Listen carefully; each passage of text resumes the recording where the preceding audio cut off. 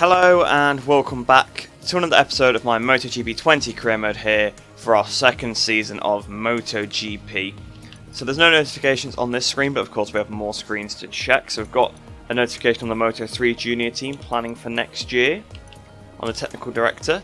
So Rat Mad Sandy is applying apparently then, so really good on the engine actually, only a little bit worse on the frame and better everywhere else as well. So actually, yeah, you know what, I'm going to go with that one. I'm going to sign him.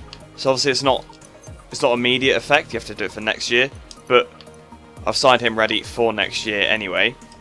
Hopefully no one better comes along now I've done that. Probably a little bit early after one race to sign the guy for next year, so perhaps it wasn't the best choice, probably should have waited, but oh well.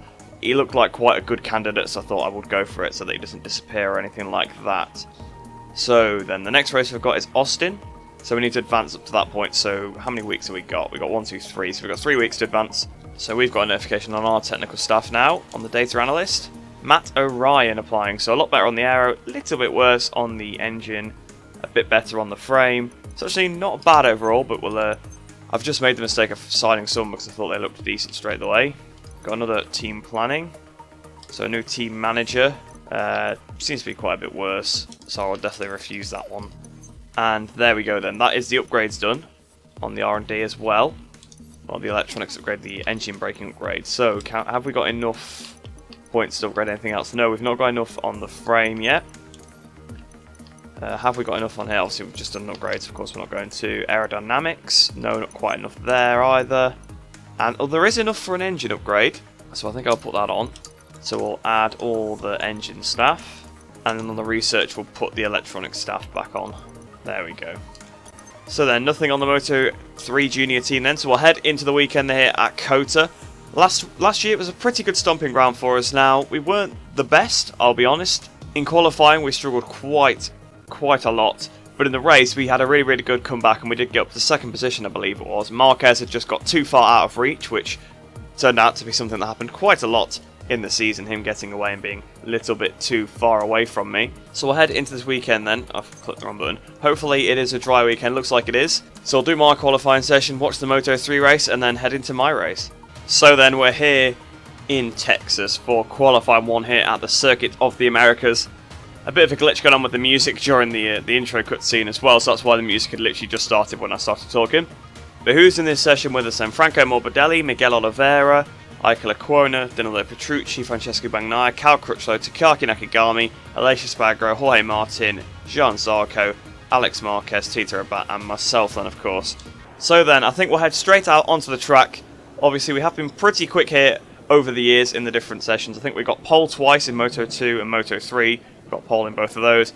We didn't actually qualify too well in MotoGP. I think I got about 11th place last season, but we were stellar in the race. So hopefully I can try and qualify a little bit better and carry that same race pace over, because so far we've got 100% victories with Suzuki, and if we can keep that going, that would be fantastic.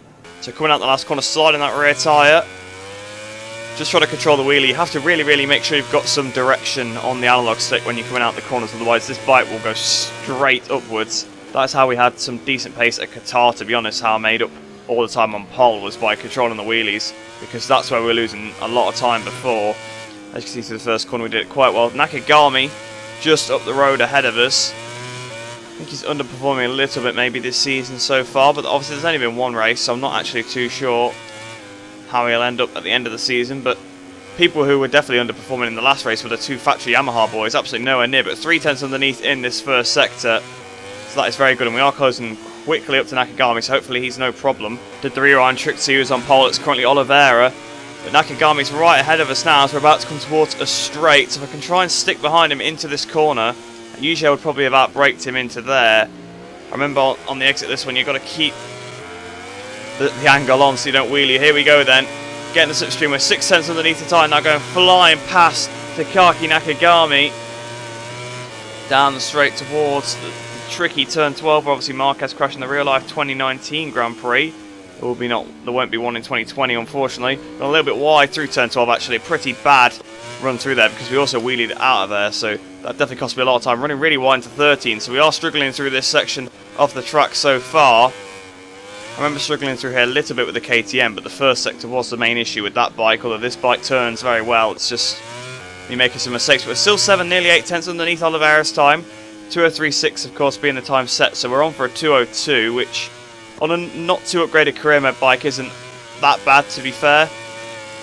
I can go probably a lot faster on a decent bike like a Yamaha, fully upgraded Yamaha, or just the stock like Grand Prix one, I mean, because obviously in Grand Prix mode the bikes are better. But we're coming out the last corner, then up towards the line, 2:02.8, so 8 tenths quicker than what Oliveira managed to do. Don't know if that will be good enough to take us straight through into qualifying 2, so I'll head back to the pits and we'll see if it is. So then, yeah, we were fastest by quite a way, 8 tenths of a second then in that session ahead of Oliveira. Morbidelli once again not go through into qualifying 2, so that will be unfortunate for him. The Tech 3 KTM boys again struggling a little bit, and Alex Marquez again at the back of the... In fact, is he even classified? Oh yes, he is. The 13th is there, it's just on the white curb. I was thinking that he didn't have a number next to his name, and I was thinking, was he so slow he wasn't classified? But the 2:05.0, that can't be far off not being classified, 2.2 seconds off. Yeah, Alex Marquez once again struggling, but he didn't actually have too bad of a race in his defence last time, I don't think, so be interesting to see how well he does. So we'll head into qualifying 2 now and try and go for that pole position, because on the Suzuki we really seem to have decent pace. So here we are then in qualifying 2 with the main riders, the ones we will be fighting for the championship with this season. Now, Espargaro and Miller were really the best 2 AI last weekend. That's who I was fighting with. Whether that will be different here, you'd expect Marc Marquez, obviously at Austin, to come back with a vengeance. I think Quartararo's AI is actually quite good here as well, so it will definitely be interesting to see how it pans out as we start our run then in qualifying 2. Hopefully, once again, we'll only have to do 1 lap. Because obviously Austin is quite a long track, so doing several laps does take quite a while. You don't get that much time to do that many laps in this session. Obviously, it's only 15 minutes. So 20 thousandths away in the first sector, or 200ths I could just say, I suppose. So we're 3, nearly 4 tenths underneath in this second sector. We are closing up on Valentino ahead. 7 tenths away. We're right behind Rossi now. Have to probably try and make a move on him on the inside through turn 17. Here we go then down towards the last corner on the inside. Through turn 20 then, trying to get out the last corner better than Rossi. Bit of a wheelie coming up towards the line. What's it going to be? 2:02.3, so an even quicker lap than last time, even with being held up by Valentino. I'm hoping that'll be good enough, because to be honest, the distinction between Q1 and Q2 has not been that big. Well, obviously in the last race wasn't too big, and I don't think it should be because the field is very close. So then, yeah, it was a pretty dominant pole position. They were in the 2:03 still as well, so 7 tenths clear of Marc Marquez. So the AI really showing their weaknesses at this track, so I'm guessing the race itself is not going to be super exciting, but you never know. Yamaha seems to be going very well here. Viñales second, Quartararo third, Rossi in 4th place. Yamaha seems to be going pretty well here, so Viñales in 3rd place, Quartararo 4th and Rossi in 5th. Dovizioso then being top Ducati in 6th place ahead of Pol Espargaro in 7th and Jacques Miller in 8th place. Obviously I know Pol Espargaro isn't on a Ducati, that's what I made it sound like, but I was just saying that he is in front of Pol Espargaro and Jacques Miller, who obviously were the 2 front runners last time. Mir and Rins, the Suzuki, the other Suzuki boys. I was about to say the Suzuki struggling here, but then I forgot I was actually on a Suzuki. But yeah, the field is so close, look here. I mean, Brad Binder and Oliveira right in the back, 1.3 seconds off. I mean, Marquez is only 7 tenths off, so they're not far actually off the pace of Marquez. It's just because I have supreme pace compared to the AI at this circuit. Next thing to do, I usually would say, is to head into the race, but we've got to go watch our Moto3 riders first. So let's see how they get on. So then here we are for the Moto3 race. So Daisy Jackson then starting in 13th position, so inside the top 15 once again. And Manuel Hernandez in 18th. Well, actually no, Hernandez was the one that qualified really well last time, wasn't it? And yeah, she qualified outside the top 15. But Hernandez had a fantastic race really at the end. He struggled a little bit to begin with, obviously during the race, but he did come on strong towards the end. And Daisy had a pretty good start and then faded towards the end. So hopefully they could try and both have pretty good races throughout. But let's start this race then, and hopefully our riders can do a decent job. So on board with Daisy Jackson, let me try and get over to the camera. I completely forgot to do this, but lights on, away we go then. So Daisy 13th place, she's had a pretty decent start. Looks like Hernandez has had a decent start as well. Yama Masia heading into the first corner in the lead. So Masia's overpowered, even though really in real life he's not done that great. But Daisy Jackson ran the outside up into 11th place. It was 10th for a second. It is back up to 10th. There's a crash. Koffler, no! I think Koffler has had contact with Hernandez because Hernandez was off in the background as well. Not off the bike, but off the circuit. So we'll have to go and have a look a little bit further behind once this has calmed down a little bit. But here comes Jackson. She's going for a move on Tony Arbolino, I think that is. And McPhee, oh, she's had contact with McPhee. Here comes Celestina Vietti trying to get on the inside. McPhee kind of squeezing her out a little bit. She's trying to run around the outside of John McPhee. Do a bit of an Alex Rins move from last year here on Rossi. And she's still got the run on McPhee. Here she goes round the outside. Is she going to flick it up the inside of this left-hander? Yes, Daisy. Go on, Daisy.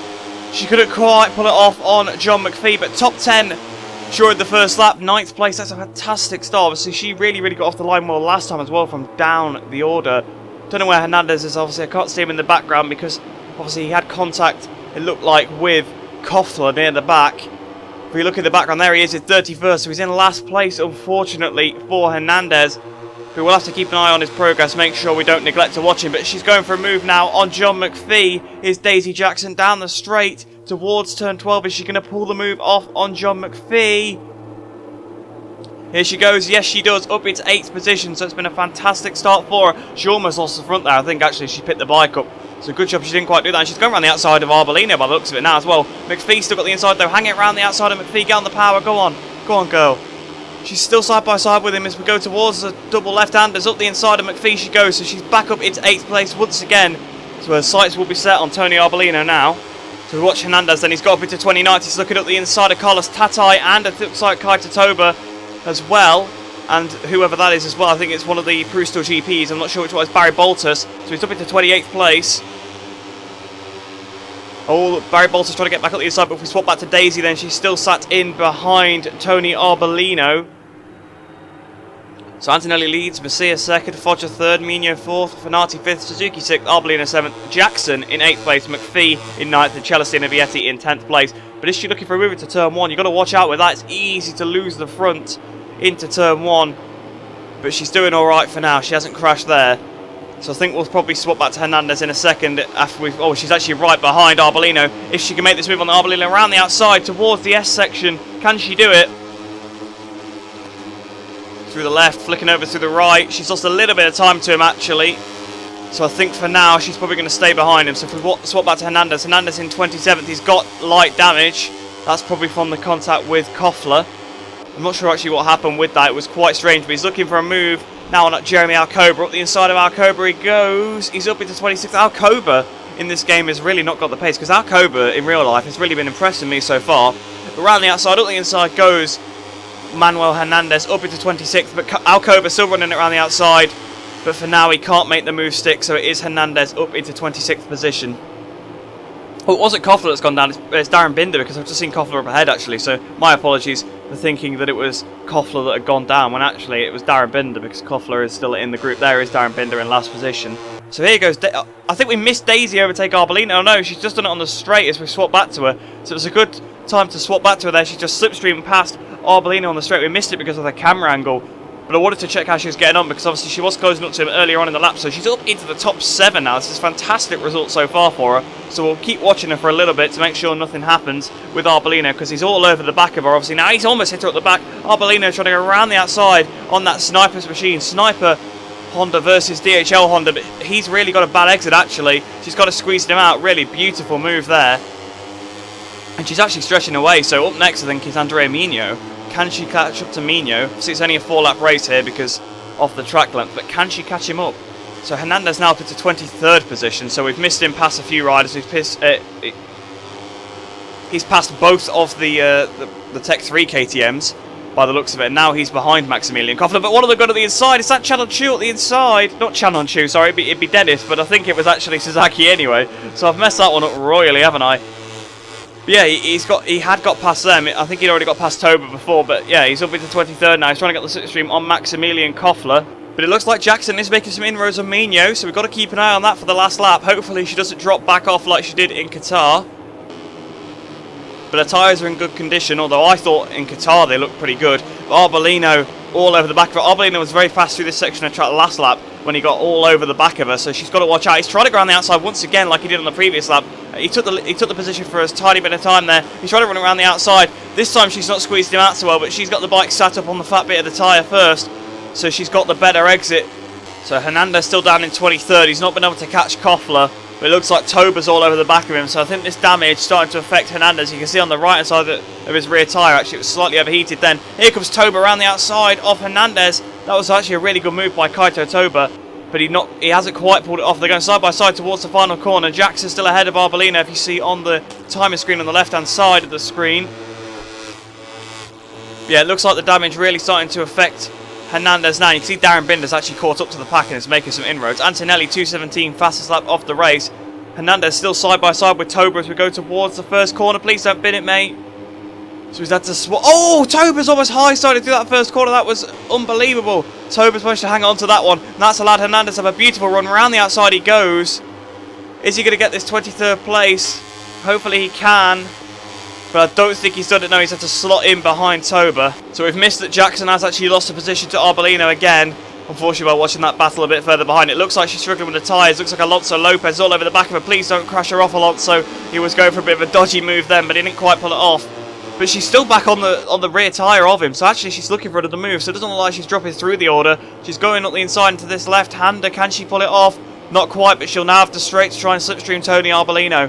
So there goes Jackson side by side with Arbolino. There she goes. She's passed him back up into 7th position. So Jackson has been riding fantastically in this race. Unlike in Qatar where she dropped back off a little bit, she's managed to keep it throughout this whole race. But here comes Arbolino up the inside, but she just cuts his nose off. She's not having any of it. So she's up into 7th position now. And can she carry this to the flag? I think I will stay with her till the end of the race now, because it doesn't look like anything further behind is going to happen with Hernandez. He might lose some more positions, but he's outside the points by a long way anyway. But here comes Arbolino. He's finally got the inside to the double left that he loves so much. He's been trying to get the better exit the entire race through there. I think he's actually pulled that one off to perfection. They're side by side, but he's got the position. Yes, he has. So unfortunate for Daisy there. A little mistake on the defending. Bit of a rookie mistake, really. Well, I suppose she is a rookie, but she's got a good run. She's got a really good run. Is she going to go for the inside into this left-hander? Not quite, but she did have a really good run. Hopefully, Celestino can't get past her, because Celestino Vietti's come through the order quite a bit now, obviously passing Lopez. Into the last corner then, Celestino Vietti hasn't quite been able to pass it out of the last corner, then up towards the line. The leaders are all finishing the race. She's in the slipstream of Arbolino. Is Vietti going to beat it to the line? No. Just 8th place for Daisy Jackson. And Manuel Hernandez, unfortunately being collected to someone's crash at the first corner, is going to finish 24th behind Maximilian Koffler, but just ahead of Sasaki. So then, unfortunately, once again, only getting half off the race goal. Only one rider in the top 15. But even better, we had a rider in the top 10. 8th position, only 7 seconds off the victory. Fantastic ride from Daisy there. And how far off the win was Hernandez? Hernandez 16 seconds off the win, but to be fair to him, he had obviously a lot of damage from that crash at the first corner for Binder that he got collected in by the looks of it. I didn't actually quite see what happened there. I just saw that Binder was down and he was going off the track around the outside, so I'm guessing that they had contact, and maybe that's how Binder crashed in the first place, or Binder crashed and his bike unfortunately struck Hernandez there. So if we look at the Riders' Championship, then a bit of change for some of the AI riders, but it doesn't matter too much for them what's going on. Daisy Jackson moves up 5 places up into 11th in the championship ahead of Kaito Toba, and Hernandez moves down 1, but only because of his teammate then, so that's not the worst thing in the world. Kylie and Powie moves up 14 positions, so that's quite impressive for Powie. Yeah, Toba and Hernandez, so Toba and Hernandez were actually quite close to each other in the previous race, I thought, but again, it was the same thing in this one, even with the misfortunes there for Hernandez. He didn't qualify quite as well, that's why he got caught up in the first corner thing, but these things happen. He's still got a really good result for us in Qatar, so I'm not going to be mad about it at all. So in the Teams Championship, we actually move ahead of Red Bull KTM IO, because neither of their riders scored, and Jackson came in clutch and scored us some decent points. We're not too far behind Petronas Sprinter Racing either, only 3 points back of them, so we've got to watch out. We could catch them up. And we're ahead of Aspar as well, which is massive in itself. I mean, being ahead of Aspar, obviously, Arenas isn't that great in this game for some reason, so that's probably part of the reason for that. But 658 are dominating the Constructors so far. Well, the Teams Championship, sorry, should I say, not the Constructors Championship. So then, that's the Moto3 race done. Let's head into my race, and can we try and get another victory from pole position? So then, on the grid here at Austin, so it's showing Viñales and Marquez, 2 riders that really underperformed. Well, Marquez fell off in the first race and didn't score anything. Viñales and Quartararo really underperformed and barely scored anything. So it's actually Paul Espargaro as our main championship rival. I need to change the HGV logo on its leathers. It actually just looks really wrong, doesn't it? So I definitely need to change it a little bit, because I think I just took the one off his KTM suit, so it looks a little bit weird there. But I'm going for a soft medium. I can't remember actually what I went for last year, but I think soft medium should be okay here. Because, to be honest, I think we've got the pace to pull away. So if we can pull away, I can just start managing the tyre. But you never know. The AI gets some rocket starts sometimes. So Marc Marquez will probably be leading into that first corner regardless. But But let's get this race started then. I want to try and make it 2 from 2 for Suzuki. While the race officials are waving the green flag, the riders gather their final thoughts and get ready to race another US Grand Prix here at Austin. So then on pole position alongside Marquez and Viñales, probably our 2 rivals for this season, most likely over the course of the 20 rounds. But waiting for the lights to go out here, lights out and away we go. How's the start been trying to use the weight to keep the front wheel down? It's actually kind of worked. Marquez has still had a pretty decent start as we break for the first corner. Marquez at least, Quartararo has bashed that. No! Oh dear, what has happened here? Quartararo, Viñales, myself and Marc Marquez all down at the first corner. This is unbelievable scenes here in COTA. So the main riders in this race are all out. And I don't know whose fault that was. I think Maverick Viñales lost the front and just wiped the rest of us out. I'm not too sure on that one. So this is going to be absolutely crazy in this race. The bike does not feel good with this damage, it must be said. But we're trying to get on the inside of Marc Marquez anyway. The bike's sliding all over the place. Obviously the tyre temperatures aren't there as well yet. But also we've got pace compared to the rest of the pack. Takaki Nakagami's fell off as well. So this race so far has been a race full of crashes. But we're rapidly catching up to the back of the pack in front. You can see Marquez leading our pursuit back through the order. Marquez is a legend at getting back through the pack. But Marquez so far, that's 4 races in a row he's either crashed or been taken out of. And that is terrible. Oh, Viñales clipping me up the back. I think Quartararo's out there. Polispagro's down as well because Polispagro's in last position. But I think Fabio Quartararo is actually out of the race. We're missing a wing on the left-hand side. So this bike is going to feel horrendous. We break down for turn 12. The bike is just pushing me to the right. And that is horrible. I can't get this stopped either because of that. So the aerodynamics, a big part of this bike. I'm going to have to adapt to riding it a little bit differently. Hopefully we can still salvage some points. But that was absolutely crazy. So we actually have caught up to the pack already. Marquez is right on the back of Cal Crutchlow. I'm right on the back of Marquez. So really he is my main target. Obviously there's Jorge Martin as well, the rookie, just ahead of us. So I don't know who's leading the race. We're looking for the inside move on Marquez into the last corner. The bike is all over the place. It feels horrendous. So Andrea Dovizioso is actually leading the race here. We've passed Marquez, we've passed Crutchlow, and we've passed Jorge Martin almost. Putting the bike back up into Palmo 2 again. Try to get past Jorge Martin, but we've not quite done it. But hopefully we'll be able to use some aggression to get through up the inside then of Martin into the first corner. I don't want to do Viñales and drop it. I know I had a bit of contact with Quartararo on the way into the first corner. But then Viñales seemed to just crash suddenly and... Well, that's the only reason I can think Viñales crashed, because otherwise he was on the inside. But yeah, it's almost like Catalunya in real life from last year, where Lorenzo took a couple of people out. So Aleix Espargaro got past him. Well, a couple of people. He took out the entire lead group, but I was trying to focus on getting past Aleix Espargaro. So Petrucci up next. We're back up into the points now, into 15th. So hopefully this can still be a decent race for us. Top 10 is definitely my target. It's not too far away. Maybe even a top 5 is possible here. On the inside, Delano Petrucci then up into 14th place. Tito Rabat up next on the Avintia. We've actually lost a position there to Petrucci. Petrucci's got that pass to side by side with Danilo Petrucci. So we're back up into 14th once again. Obviously, I am really struggling to get the bike stopped. And on the straight, you just saw me right off the track. That's because the bike is pulling over to this right-hand side. So Rabat's gone a little bit wide. That's allowed us to have the door open. Well, he's actually probably taken the line that I always take. We're going for a bit of an Arbolino line here. Obviously, what he was doing in the race against Jackson. As we try and get the power on, then we've passed Tito Rabat, so up into 13th place now. Oliveira battling with Alex Marquez. So Alex Marquez once again qualifying poorly, but actually having a pretty good race in his defence. So Alex Marquez up next. Oliveira obviously side by side with himself. So Oliveira's actually got that position ahead of Alex. Mark is coming. Mark's only a few riders behind us now as well. He struggled to get past Aleix, I think, for a while, but he has now got past Petrucci, so he's pretty close to us. 205.2 then for Rins, 205.7 for me, so a little bit slower than Alex Rins through this pack. So we're closing up to Miguel Oliveira massively. Here we go, round the outside up. Well, I was going to say round the outside up the inside, but it was up the inside round the outside really, but he's actually got back ahead of us because I understeered massively because of the wing damage. So it does feel pretty bad, and I'm kind of feeling a bit under pressure to get past Oliveira because I think Marquez has less damage to me. It's probably going to be a bit quicker. So we've got past Oliveira then. I need to try and get past people before Mark catches up to them ideally. Miller down in 10th in this race, so fighting with me for second position for the majority of the first race. So there we are then in the slipstream of Alex Marquez. He's pulling away from us actually, so I think we've got a little bit... I think the damage has affected our straight line speed probably a little bit as well. See that wing not being there to cut through the air so well, so it's actually probably created a bit of drag on the other side maybe. So still in 12th place. That would get us through into obviously qualifying 2 though. So we're in the qualifying 2 half of the grid. But we're looking at the inside then of Alex Marquez. Oh, that was aggressive. I didn't mean to cut him up the way I did. I think he's going to have the inside back here anyway, so he's actually probably going to retaliate with that one. I think I might have took his wing off him.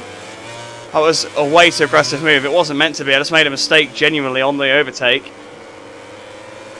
I can see up to, I don't know what position that is. I think I actually might be able to see the leaders, but if not, then they've definitely pulled away by quite a bit. But I think I remember last time that AI started suffering a lot later on in the race, so a decent position is still not out of the question here, because we're right behind Jack Miller, top 10. Okay, Dovi and Rins have pulled away, but a podium, Valentino Rossi's leading this train for a podium. 2:05.0 for myself then, fastest lap of the race. So we could still get a third place here, and if we can do that, that would be absolutely fantastic. So as we go into the first corner, then round the outside of Jack Miller, we're not going to be able to pull that one off, but if we can cut back underneath to try and get a better run. I was really scared that Alex Marquez is just going to absolutely go into the side of me there. Carrying the speed through 2. We're going to be able to have an attack into 3. Up the inside of Jack Miller we go, side by side with Miller. A bit of contact with Miller once again, like in the previous race. So obviously we are making a bit of contact with riders. I've got to carve my way through this pack with some damage as well. Up the inside of Miller again. Miller's still hanging it around the outside, so we're going to have to probably back off compared to Miller. But now we're back up the inside again. I think this time I've got it done as we go into 8. Yes, we have. So Morbidelli's up next. Can we try and get him on the exit of 9? Bike wheeling it. Zarco in 8th place. Johan Zarco. How have I not noticed that so far? On the timing tower on the left hand side of the screen. Well done to Zarco. We're looking for a move here on Morbidelli into the hairpin. Try not to lose the front. We've got past Morbidelli there, so up into 9th place now. Lecuona's actually ahead as well. So Zarco and Lecuona, fantastic. They're ahead of a factory Ducati and a factory Yamaha in effect. But here comes Morbidelli, comes flying past. Obviously he's got a little bit better straight line speed. I probably didn't get the best exit from the dive bomb as well in the defence of the bike, and obviously the damage, I can't keep using that as too much of an excuse. But we've lost the position. We're back ahead of him now. The Spagro brothers fighting further down the order as well. So Zarco up next. We've tried to do what we did to his teammate Rabat, but we can't quite do that yet. Although I don't think we pulled that off when we did it on him. We've done that really tight through 15. That's probably going to affect my run a little bit. It's actually 2 KTMs ahead of us because Brad Binder, Brad Binder's been fantastic all weekend. Don't get me wrong. But Ike Lecuona, I didn't expect this from him. Marquez and Vinales now look like they're battling a bit further down the order. Through the penultimate turn, then down towards the last corner. We've got a good run on Zarco, the inside of Zarco into this last corner. Then we're up into 8th place now. So Dovizioso still leads from Rins in 2nd, Rossi 3rd, Mir 4th, Bagnaia 5th, Binder 6th, Lecuona 7th, and myself now in 8th place in this race. I'm watching out for the fuel. I've only got 2.3 laps of fuel left, so we've used quite a bit trying to get through this pack. Up the inside of Lecuona we go into the first corner. My former teammate, of course, up into 7th place then now. It should be quite easy pickings to pick off these KTMs because they're still not great at turning. I don't think we've lost the rear though. That might allow Lecuona to come back through. It almost does. He gets a bit of a run, but it's not enough. But that was quite a costly error there. So flicking it over through 9. We've got a good run on Binder. We're straight past him. So it is quite easy to pass these KTMs still in the corner. So the riders obviously doing a lot better than they were last season, but obviously I was winning on that bike. I know how that bike works around here. And look, at the inside goes Binder. Binder trying to get back past me. That was a fantastic attempt. And to be honest, I wouldn't be surprised if he out-drags me. Obviously, we are struggling with a lot of damage. I'm having to steer quite heavily on the straights as well. I'm using power mode 0 to save some fuel. I'm going back up into power mode 1. Bet you've seen I've changed the traction control 3 as well, because that rear tyre was getting very warm. Through 15, then we're close up to Pecco Bagnaia and my teammate Mir. We look at the inside of Pecco. Pecco's doing very well in this race. I thought he struggled quite a bit at Qatar, but in this race he's doing really well. Miller, I don't know what's wrong with Miller, why he's so far down the order. He must have got affected by our crash at the first corner as well, or something like that. We've got the inside on Bagnaia then through the penultimate turn, so up into the top 5, which was kind of my little target. I wanted top 10. Top 5 was, yeah, even better, and podium was the kind of out of reach one, but Rossi does the fastest at 2:04.9. I do a 2:04.4 though, half a second quicker than Valentino.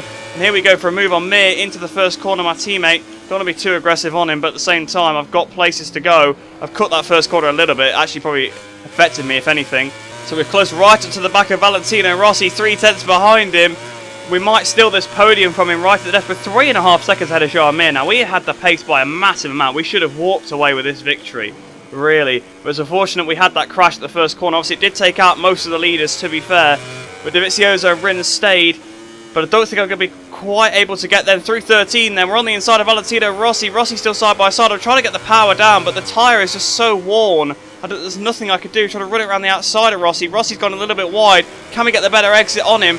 Yes, we can. So up into 3rd place now. Alex Rins just ahead of us, and Dovizioso just in front of him. So it feels like Catalunya, to be honest, to me. from last season where we passed Rossi, actually stole his podium off him, and then we actually did have enough time to pass Marquez, but we couldn't pass Dovizioso then as well because the tyres were too worn and we ran out of time to catch him. But as we go into the last corner then, we've caught right up to them, but it's not quite going to be a win, so it's going to be third place here at COTA. That is unfortunate, but Dovizioso first and Rins in second. So then Dovizioso, his fastest lap of the race are 2:05.2, 2:05.1 for Rins, 2:03.7 for myself. So close to catching the pair of them, so close. Probably if I just hadn't made like one mistake or something getting through that pack, or if I passed one person a corner earlier, that probably would have been enough. But yeah, you can't sort of be disappointed with that. From obviously the crash at the first corner, recovering to third place, a pretty decent result, but Nakagami then retiring from the race, and along with Quartararo. So Fabio Quartararo, 2 races on the M1 factory version, and he scored terribly. Marquez and Viñales miles behind, same with Pol Espargaro. They actually got stuck in the pack, they couldn't get past Danilo Petrucci from what I could see. So then in the Riders' Championship, there's much change. Look at this, look how much change there is. Literally, I'm the only person basically that's staying in the same place. Aleix Espargaro, Franco Morbidelli, and myself. The 3 people have stayed in the same place in the championship. So we've actually got to go through this because what's happened here has been pretty big for the championship itself. So Dovizioso moves up 3 places. So actually he didn't finish too badly last time. He qualified quite poorly, but he didn't finish too badly. So he's now only 5 points behind me. Alex Rins third in the championship, 8 points back. Valentino Rossi fourth in the championship, top Yamaha in the championship. Although he was anyway, wasn't he? Yeah, but only 19 points back. Jack Miller now drops behind Rossi down to 5th place. Obviously, previous 3rd position man. 5th place now in the championship, 20 points down on me. Pol Espargaro then 21 points down on me. He moves down 4 places because obviously he got caught up in that first corner crash as well. Binder moves up to 7th. Bang 9 moves up to 8th. Alex Marquez, like I said, he raced pretty well last time, but this time not quite as well, so he moves down 3 places there. Franco Morbidelli staying put. Jean Mir moves at 9. Obviously last time he got took out by Marquez, if you remember that, so obviously he got his first points of the season, and very good points at that as well. Oliveira actually moves down a few positions, but I think that's just more a case of he didn't capitalise very well on us all being out of the race, whereas people like Mir did and Bang Naya did. They were up in positions they couldn't get otherwise, whereas Oliveira was still in a position he probably normally would have been. Zarco very fairly moves up a few places there, 4 places. Lecuona moves up 2. Rabat goes down a few. Viñales moves down a few places. Obviously, once again, actually didn't score this time. Martin moves down a couple of places as well. Quartararo moves down 4 places. He's got 2 points from 2 races, although Maverick Viñales has 3. So the factory Yamaha team has 5 points after 2 races. That's unbelievable. Petrucci moves down a spot. Marquez actually moves up 3 places after that race. Nakagami then goes down 2. Aleix Espargaro stays put, and Kyle Crutchlow goes down 2 as well. In the Constructors' Championship, once again, there's loads of change. We have 74 points. We actually have a 17-point lead ahead of the Mission Winner Ducati team in 2nd place. Petronas Yamaha move up to 3rd. KTM up to 4th. Repsol Honda obviously moving down to 5th with neither of their riders scoring. Pramac Racing up to 6th place there. LCR Honda Castrol moved down to 7th, obviously with Alex Marquez not scoring as well this time. Rai Lavintia in 8th place, they move up one spot. 9th then for Red Bull KTM Tech 3 moving up 1. Monster Energy Yamaha MotoGP 10th. They are 10th in the Constructors' Championship with 5 points, only ahead of LCR Honda Idemitsu and Aprilia, who have not scored. Wow, Yamaha are really having a tough season so far. And then in the Constructors' Championship, we extend we lose a little bit of our lead because we did have a 5-point lead. It's now only 4 ahead of Ducati in 2nd, who move ahead of Honda. So then, I think we do need to go and have a look at the replay at the first corner and see what actually happened. You may as well keep with me then. So on the TV replays, we go down towards the first corner. Rossi actually qualified really well. Dovizioso's going for a bit of a dive into the first corner. So up the inside, Viñales just loses the front, unfortunately, takes us out, and it's Quartararo's bike that collected Pol Espargaro, and that was us all out except Quartararo, and I'm guessing that's why, because Quartararo's bike then hit someone else's after he crashed. Oh, actually, you know what? I think Quartararo hit to Viñales. They've both just took Marquez out, and then I've been took out by them as well, and that's all of us out. So 2 factory Yamahas, a factory Suzuki, and both Repsol Hondas out at that corner at turn 1. So this is on board then with Viñales as we go into the first corner. Then you can see, yes, Quartararo actually goes into the side of him, and that was because Quartararo had the contact with me, so he moved to the inside to try and not have more contact, and he's hit into his teammate.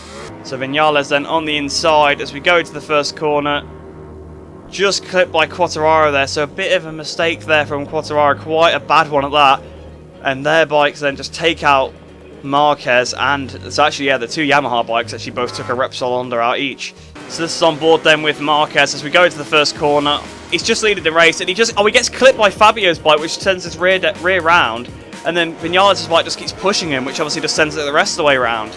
So here we are then. You can see me sitting up there because I got hit by Quartararo, and also they all dived up the inside of me. Quartararo clips into Vinales. His bike then pushes Marquez's rear round, and then Vinales' bike continues to push it, and it just comes far enough round where he just eventually falls off the bike. So very unlucky there for Marquez.